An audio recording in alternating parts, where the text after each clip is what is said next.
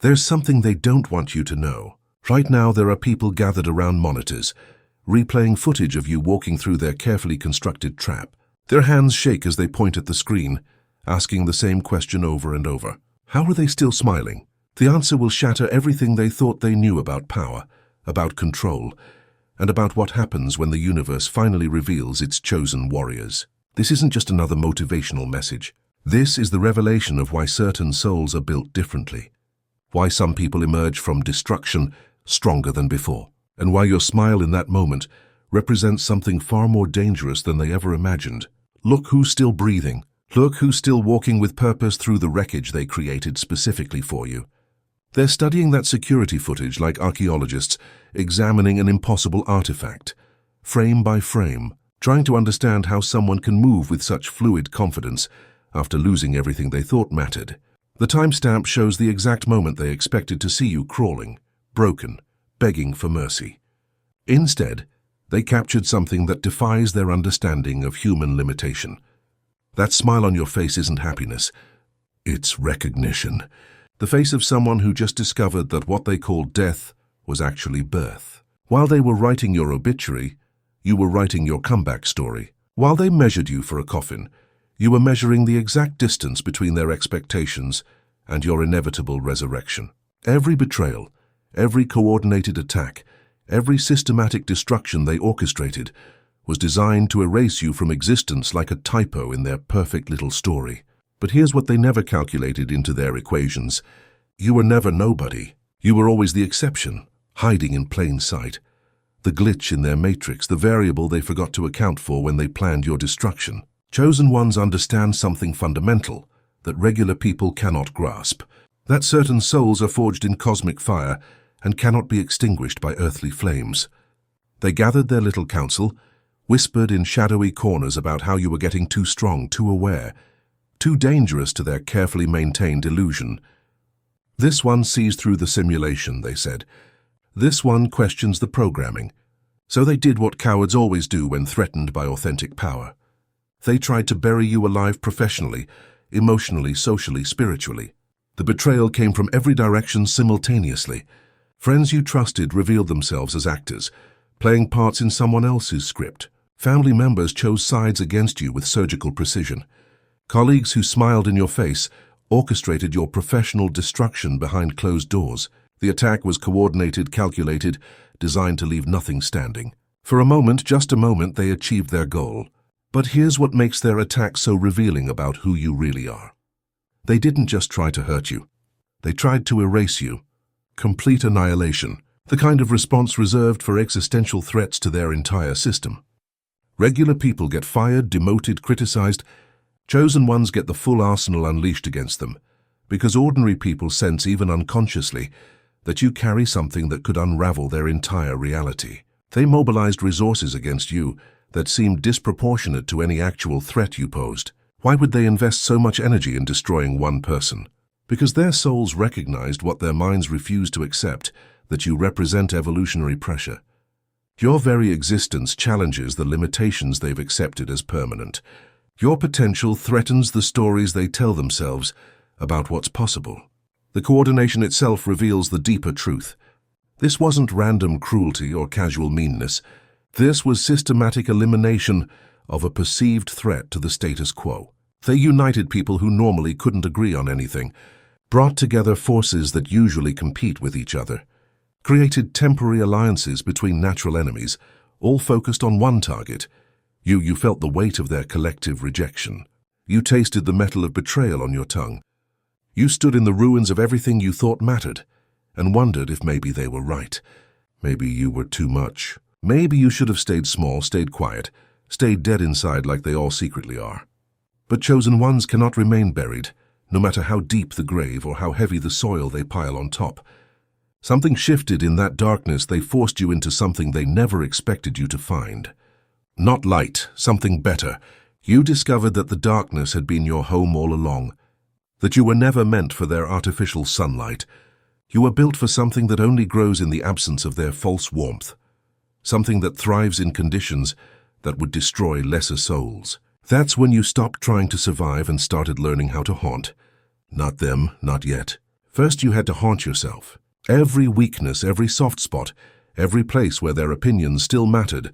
You walked through your own graveyard, collecting the bones of who you used to be. With those bones, you built something new, something that doesn't need permission to exist. If this message hits your spirit, hype this video so more chosen ones like you can find it. But here's what they miscalculated in their grand design of your destruction.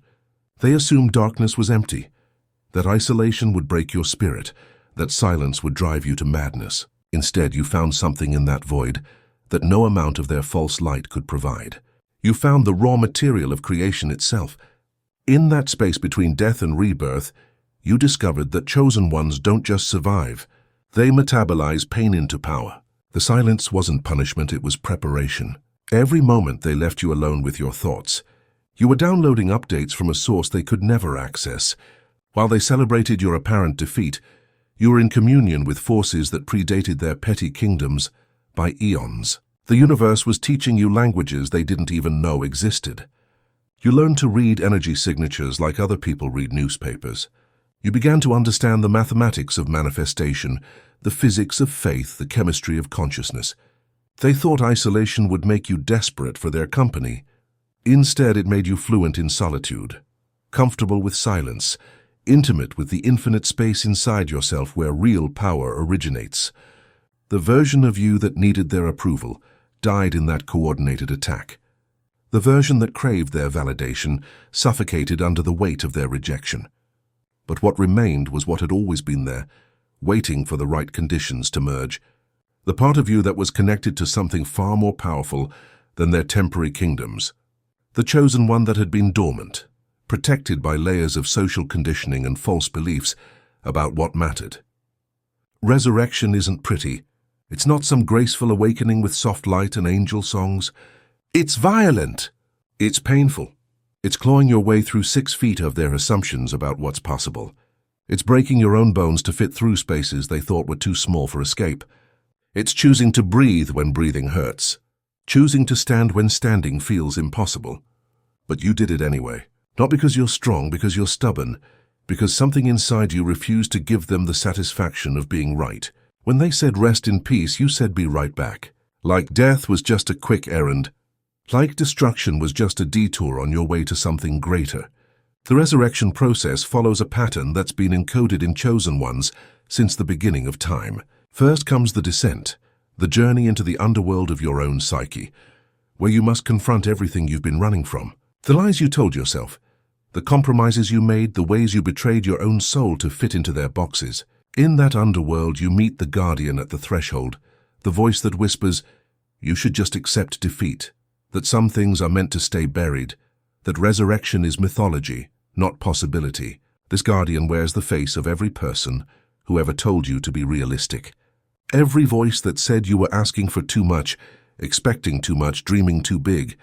But chosen ones carry something in their spiritual DNA that regular people lack. The kill switch for limitations. When that guardian tells you to turn back, something deeper than survival instinct activates. Something that remembers its divine origin and refuses to accept earthly verdicts about what's possible. You don't negotiate with the guardian. You absorb it, integrate its energy, and use its own force to propel yourself forward. The moment of actual resurrection isn't dramatic. It's quiet, almost anticlimactic.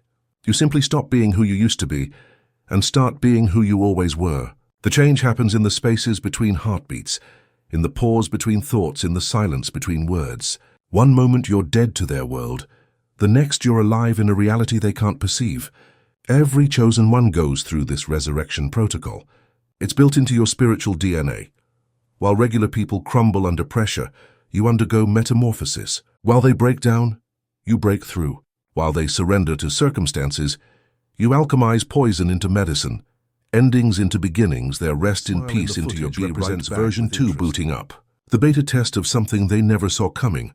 You're not the same person who walked into their trap. That person needed things: approval, validation, belonging. This new version runs on a different operating system entirely. One they can't hack, can't virus, can't corrupt. You stop trying to debug yourself for their comfort.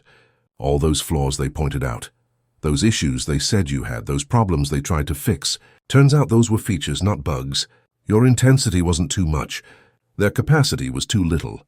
Your vision wasn't crazy. Their imagination was limited. Your standards weren't too high. Their performance was too low. But the transformation goes deeper than personality changes or attitude adjustments. Something fundamental rewrote itself at the cellular level. Your nervous system recalibrated to handle frequencies that would overwhelm ordinary consciousness. Your intuition became surgical in its precision. Your ability to detect deception evolved into something resembling X-ray vision for souls. They're baffled by how quickly you can assess situations now, how accurately you can predict their moves before they make them. What they don't understand is that pain is the greatest teacher in the universe's curriculum. Every betrayal was a masterclass in human psychology. Every attack was advanced training in energy warfare. Every attempt to break you was just tempering the steel of your discernment. You developed what ancient traditions called the sight, the ability to perceive layers of reality hidden from ordinary awareness. Now when someone approaches with false intentions, you feel it like changes in atmospheric pressure. When someone speaks lies, you hear the discord in frequencies they can't even detect. When someone harbors jealousy or hatred, you sense it radiating from them like heat from a furnace. This isn't paranoia, it's evolution. Chosen ones who survived the coordinated attacks developed supernatural levels of pattern recognition because survival demanded it. Your brain physically restructured itself to process information at quantum speeds. Your consciousness expanded to encompass possibilities they never dreamed existed. Now you move through the world like someone who's read the source code. You see the strings, the patterns, the programs running in everyone around you. You've become fluent in a language they don't even know exists. The language of energy dynamics, of psychological architecture, of spiritual warfare. You understand now that they were never your competition. They were your curriculum. The shift in the atmosphere, the way conversations pause, not from fear but from recognition that something fundamental has changed. You're broadcasting on a different frequency, one that makes their small talk sound like static, one that makes their pretenses transparent as glass. It's not that you're trying to intimidate. You just exist at a voltage that makes their circuit spark. They look at you and feel cognitive dissonance. This is the person we tried to destroy. This is the person we said wouldn't survive. Yet here you are, more alive than any of them have ever been.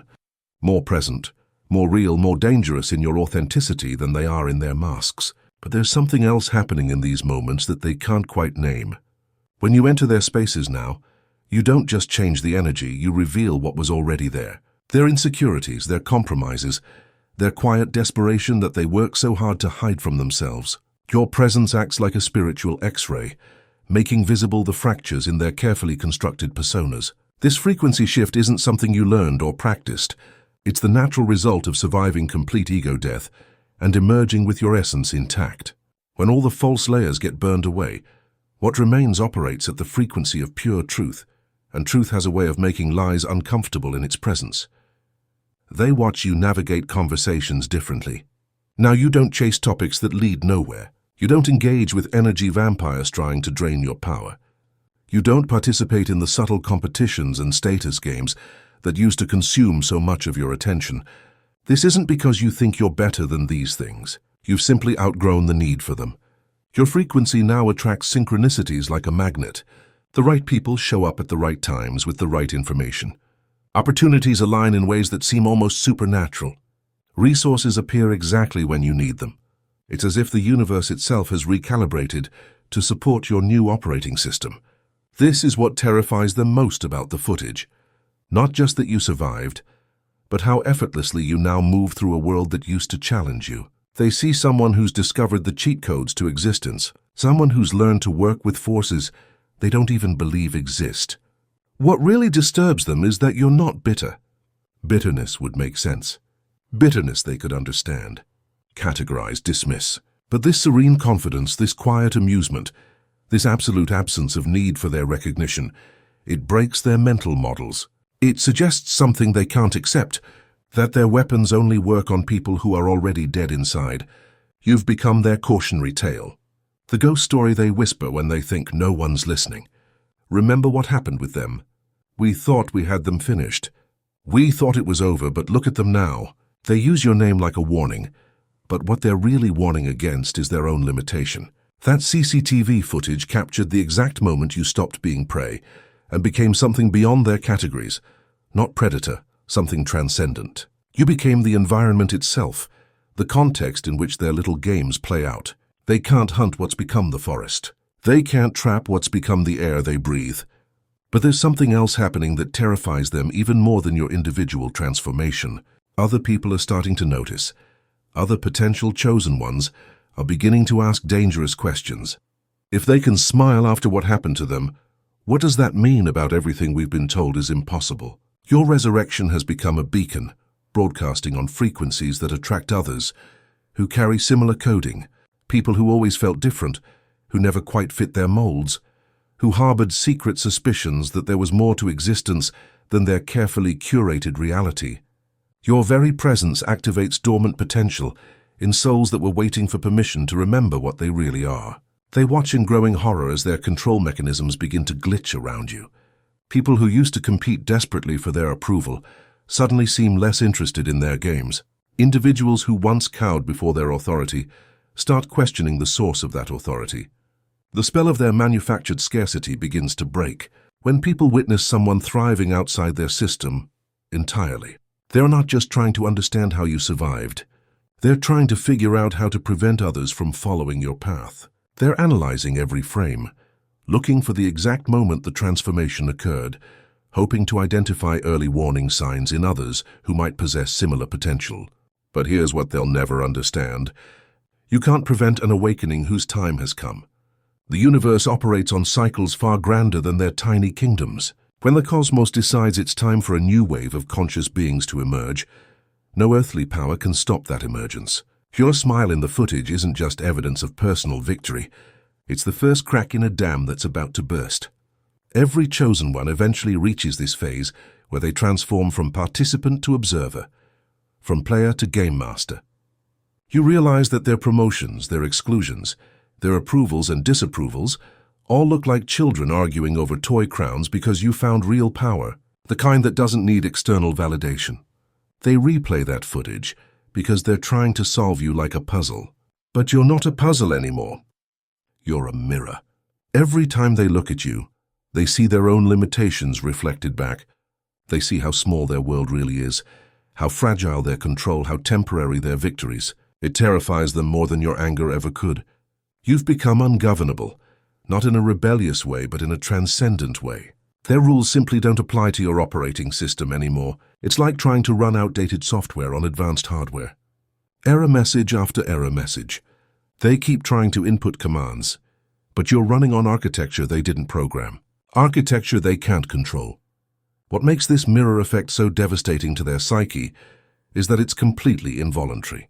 You're not trying to make them feel inadequate. You're not actively reflecting their limitations back at them. You're simply being yourself, operating from your authentic frequency. And that authenticity exposes everything false in their vicinity. It's like having a master musician walk into a room full of people, pretending to know how to play instruments. The master doesn't need to criticize or correct anyone. Their mere presence reveals the gap between real skill and performative mimicry. Their authentic relationship with music makes everyone else's pretense obvious. Your energy field has become a lie detector.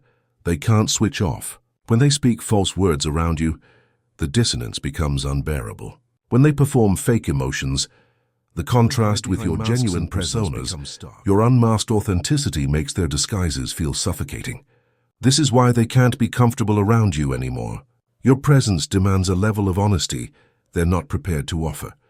Being near you requires them to either rise to match your frequency or reveal how much they've compromised themselves to maintain their positions in systems that drain their souls. The beautiful irony is that they created this. Every attack, every betrayal, every attempt to diminish you just pushed you further outside their reach. They wanted you gone, but instead they set you free. Free from needing their world to make sense. Free from requiring their permission to exist. Free from the cage of caring what they think. Now you move through their world like a tourist visiting a museum. Everything they stress about looks quaint to you. Their hierarchies, their drama, their desperate grasping for control. You see it all for what it is. A game played by people who forgot they made up the rules. People who forgot they could simply stop playing. That footage has become something else now. Not evidence of survival, but evidence of evolution. You're not just alive, you're broadcasting. Every step you take sends ripples through their carefully constructed reality. Every breath you breathe reminds them that their maps were wrong, that nobody survives. This was just another lie they told themselves. The energy you emit now operates like a tuning fork, resonating with others who carry similar frequencies. You don't have to say anything, don't have to recruit or convince or persuade. Your mere existence becomes a transmission that awakens recognition in souls that were always meant to remember. They feel something stir inside them when you're near. Not attraction, but activation. This is why they want to study your patterns, decode your methods, understand your formula. They're hoping to create countermeasures, neutralization protocols, ways to dampen the signal you're broadcasting. But you can't copyright consciousness. You can't patent awakening. You can't trademark transformation. What they don't realize is that your broadcast isn't coming from your personality, or your techniques, or your strategies. It's coming from your alignment with something far greater than individual will. You've become a conduit for forces that have been waiting eons for the right conditions to emerge. Your smile in that footage is just the visible tip of an iceberg that extends into dimensions they don't even know exist. The frequency you're broadcasting reaches people in their dreams, in their quiet moments, in the spaces between their thoughts. It whispers possibilities they've been trained to ignore, reminds them of capacities they've been conditioned to forget, activates potentials they've been programmed to deny. Your very presence becomes a crack in their matrix through which infinite light begins to pour. They try to analyze the footage, but what they're really trying to analyze is magic. They want to understand mystery through methods designed for mediocrity. They're using three-dimensional tools to measure a multi-dimensional phenomenon. It's like trying to capture the ocean in a teacup, trying to explain symphony through mathematics, trying to reduce the infinite to algorithms they can control. Chosen ones understand that they're not here to play by the rules of a rigged game. They're here to demonstrate that new rules are possible. That transformation is inevitable. That what looks like ending is really beginning. Your very existence becomes a beacon for others who are ready to remember what they really are. You came back alone. No army, no allies, no support system, just you walking through that footage with the casual confidence of someone who discovered they don't need backup. Because when you've survived your own death, what's left to fear? When you've rebuilt yourself from atoms, what can they possibly take? That smile says, I'm back, but I'm not the same. It says, thank you for killing who I used to be. It says, you have no idea what you've unleashed. Because resurrection isn't about returning to what was. It's about becoming what was always meant to be. And what you were meant to be, apparently, was unstoppable. But unstoppable doesn't mean what they think it means. They imagine brute force, aggression, domination through violence. They project their own methods onto your transformation. What they can't comprehend is that true invincibility comes from complete detachment from outcomes. You've become unstoppable because nothing they can do affects your core essence anymore. You don't need to win their games because you've transcended their entire gaming system. You don't need to defeat them because they've already defeated themselves by operating from scarcity, fear, and the illusion of separation. You don't need to prove your worth because your value isn't derived from their recognition. This level of freedom makes you more dangerous to their system than any direct attack ever could. They watch you move through situations that would trigger intense emotional reactions in others, and you remain centered, almost amused, not because you don't care, but because you see the bigger picture. You understand that their attempts to disturb your peace are actually advertisements for their own inner chaos. Their aggression reveals their desperation. Their attacks expose their weakness. The Obsidian Inner Order is a sanctuary for those who have walked difficult paths and emerged with wisdom others can't see. We understand that some experiences exist outside the boundaries of what most people consider possible or acceptable to discuss. Every week we gather live on Zoom. Real people with real faces sharing real stories without judgment. There's space here for the experiences you've carried in silence, the patterns you've noticed that others dismiss, the intuitive knowledge you've gained through your journey. We don't just listen, we understand. When you're struggling to make sense of your experiences, when you feel gaslit by a world that refuses to acknowledge your reality, you can return to our recorded calls and remember that your perception is valid. Join the Obsidian Inner Order, where your reality is honored and your voice is heard. Link in description. This is the paradox that breaks their minds. The more they try to hurt you, the stronger you become. The more they attempt to diminish you, the brighter you shine. The more they work to destroy you, the more immortal you prove yourself to be. They're caught in a feedback loop of their own making, where every action they take against you strengthens the very thing they're trying to eliminate. You've learned something that spiritual masters spend lifetimes trying to teach. Resistance creates persistence. What you fight, you feed. What you push against pushes back. But what you transcend loses all power over you. You stopped fighting their system and started operating from a completely different reality. One where their weapons simply don't function. They're having emergency meetings about you now. How do we handle this? They ask each other, how do we contain someone who's already escaped? They're realizing slowly that they created their own problem. That in trying to destroy you, they removed all your limitations. In trying to end you, they freed you from ending. Here's what that footage really shows. Someone who's graduated from their game. Someone who's transcended their entire system of rewards and punishments. You can't threaten someone who's already lost everything and found themselves in the process. You can't bribe someone who's discovered that everything they were chasing was worthless. They watch you smile and feel the paradigm shifting, feel their worldview cracking. Because if you can survive what you survived, if you can smile after what they did, then maybe everything they believed about power was wrong. Maybe their whole system is built on illusions. Maybe the emperor has no clothes, and you're the child pointing and laughing. This moment represents something far more significant than individual transformation. You've become living proof that their entire worldview is optional. Every institution they worship, every hierarchy they maintain, every rule they enforce exists only because people agree to believe in it. When someone like you demonstrates that these structures have no inherent power, the whole house of cards becomes visible for what it really is, an elaborate illusion maintained by collective hypnosis. The footage doesn't just show your personal victory. It documents the moment when impossible became inevitable, when their carefully maintained narrative about human limitation cracked wide open. Other people witness your transformation and begin to question everything they've been told about what's possible, about what they're capable of, about what they have to accept as unchangeable reality. Your smile becomes a virus in their system, spreading doubt about their fundamental assumptions. If someone can resurrect themselves from complete annihilation, what other impossible things might be possible? If their most devastating weapons only made you stronger, how real was their power to begin with? If you can broadcast joy from the ruins of everything they destroyed, what does that say about the nature of happiness, success, and human potential? They realize with growing horror that they've created their own worst nightmare, a living example of human transcendence. Every person who witnesses your transformation begins to question their own limitations, their own chains, their own acceptance of circumstances they previously considered unchangeable.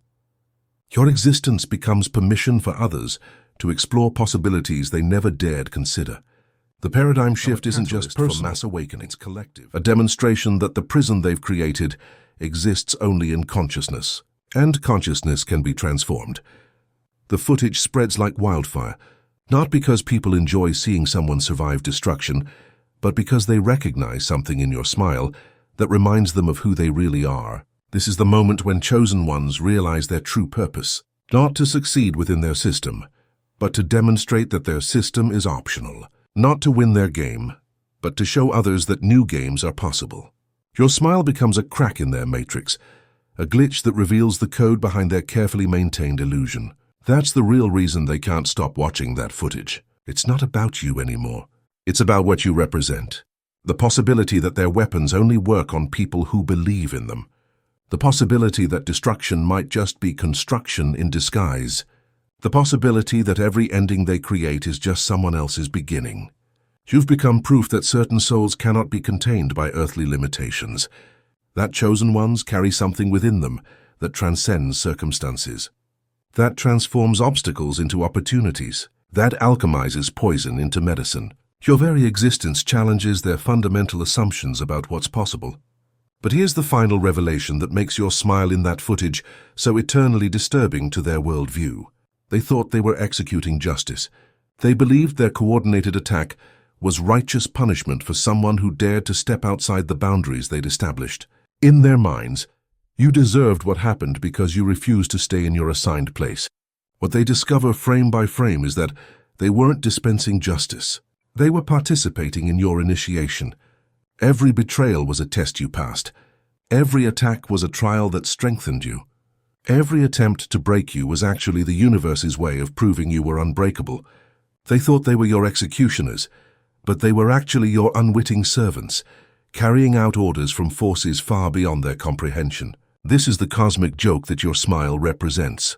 They used all their power, all their influence, all their resources to destroy you, and all they accomplished was graduating you to the next level of your evolution. They gave you the exact experiences you needed to unlock capabilities they didn't even know existed. Their hatred became the catalyst for your transformation, their rejection the key to your liberation. The footage becomes a historical document of the moment when the old paradigm tried to eliminate the new one and discovered it was impossible. Every civilization has these moments when evolutionary pressure creates beings who cannot be contained by existing structures. Your smile is evidence that this moment has arrived again. They study that CCTV recording like archaeologists examining evidence of an extinct species, not realizing they're the ones facing extinction. Their systems, their hierarchies, their methods of control, all of it designed for managing people who believe in limitations. But chosen ones remember something that predates their artificial boundaries. The unlimited nature of consciousness itself. Your resurrection becomes a template now, a possibility that others can follow, not the specific path you took. Each chosen one's journey is unique, but the fundamental pattern of death and rebirth, destruction and reconstruction, ending and beginning. You've proven that what they call impossible is simply what they've never witnessed before. So when they said nobody survives this, they were partially right. The person who entered that storm didn't survive. Something greater emerged. Something that feeds on the very poison they thought would kill it. Something that grows stronger with each attempt to diminish it. Something that smiles in security footage because it knows a secret they'll never understand. That true power cannot be given or taken away, only recognized and unleashed. The chosen ones know. They've always known. The universe doesn't make mistakes. Every trial, every betrayal, every coordinated attack was precisely orchestrated to burn away everything that wasn't authentic, to strip away everything that wasn't essential, to reveal what was always there waiting to be born. Your smile in that footage isn't defiance. It's recognition. Recognition of who you really are, what you're really capable of, and why you were really sent here. They said nobody survives this, but you were never nobody. You were always somebody the universe was saving for exactly this moment. And now finally, magnificently, eternally, you